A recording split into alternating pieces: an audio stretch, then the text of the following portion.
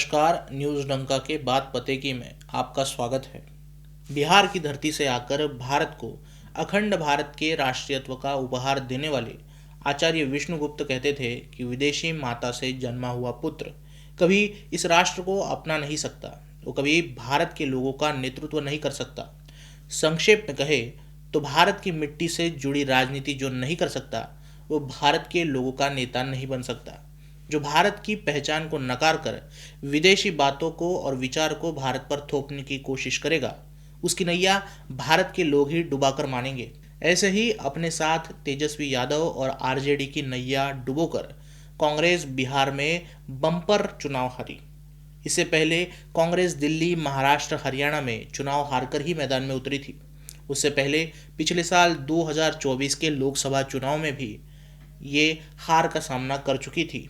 यूं कहे राहुल गांधी के कांग्रेस की कमान संभालने के बाद कांग्रेस इतनी दफा चुनाव हार चुकी है जितनी दफा पाकिस्तान भी भारत से क्रिकेट में नहीं हारा है। इसके पीछे का कारण साफ है।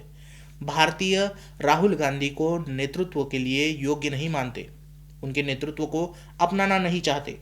उनके नैरेटिव की भारत के लोगों को कोई ज़रूरत नहीं, और यही बात हर चुनाव में बार बार सिद्ध होती है।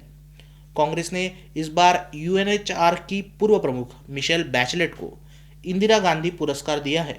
ये मिशेल बैचलेट आखिर कौन है?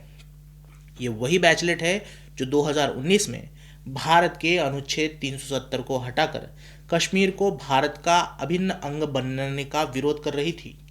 9 सितंबर को संयुक्त राष्ट्र परिषद के 42वें सत्र के दौरान बैचलेट घोषणा पढ़ते हुए कहती है कि वो कश्मीरियों के मानवाधिकारों पर भारत सरकार की कार्रवाइयों को लेकर बहुत चिंतित है।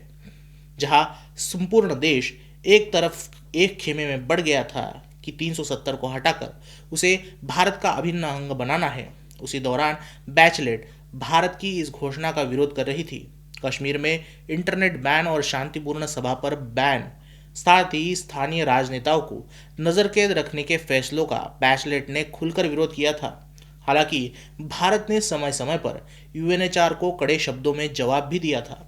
2020 में ओआईसी यानी इस्लामिक ऑर्गेनाइजेशन ऑफ कंट्रीज के संपर्क प्रमुखों के साथ बैठक में मिशेल बैचलेट ने कहा था कि भारत में कश्मीरियों पर मानवाधिकारों का उल्लंघन बदतर हो चुका है।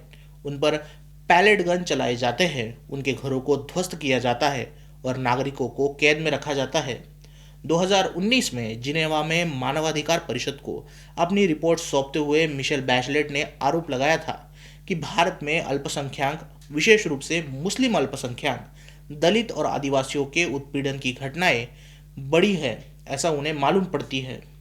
इसके अलावा जब भारत ने सीएए के जरिए पाकिस्तान, बांग्लादेश, श्रीलंका, अफगानिस्तान के हिंदू और गैर मुसलमानों को नागरिकता देने की कोशिश की थी, तब भी मिशेल बैचलेट कांग्रेस की तरह ही भारत का विरोध कर रही थी। लोगों को भ्रम में डालकर भारत सरकार को बांग्लादेशियों को अपनाने के लिए मजबूर करना, यही उनके प्लान का हिस्सा था। शाहीन बाग के आंदोलन, दिल्ली में दंगे इसी भ्रम को फैलाने का नतीजा थे। इसके अलावा बैचलेट ने असम में नेशनल सिटीजनशिप रजिस्टर यानी एनआरसी को लेकर भी भारत पर निशाना साधा था। मिशेल का कहना था कि उत्तर पूर्वी भारतीय राज्य असम में राष्ट्रीय नागरिक रजिस्टर की सत्यापन प्रक्रिया से भारी अनिश्चितता और चिंता पैदा हुई है, क्योंकि 31 अगस्त को प्रकाशित अंतिम सूची से लगभग 19 लाख बांग्लादेशियों को एनआरसी से बाहर किया गया था।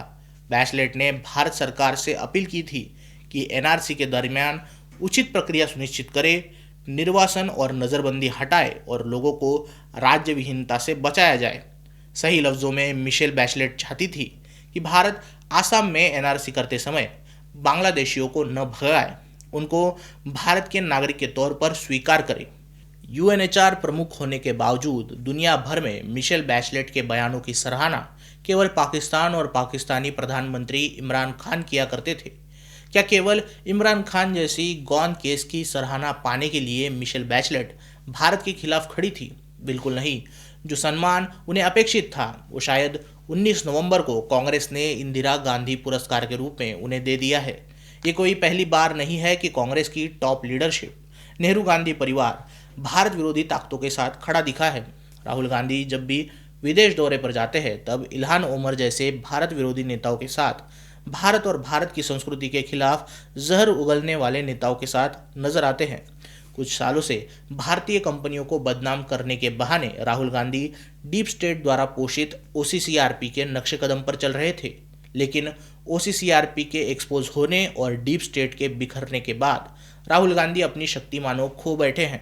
सोनिया गांधी भी जॉर्ज सोरस द्वारा funded forum for democratic leadership in Asia Pacific संगठन की को फाउंडर है, जिस ऑर्गेनाइजेशन के अनुसार कश्मीर एक सेपरेट एंटिटी होना चाहिए। दूसरे शब्दों में, कश्मीर स्वतंत्र राष्ट्र होना चाहिए।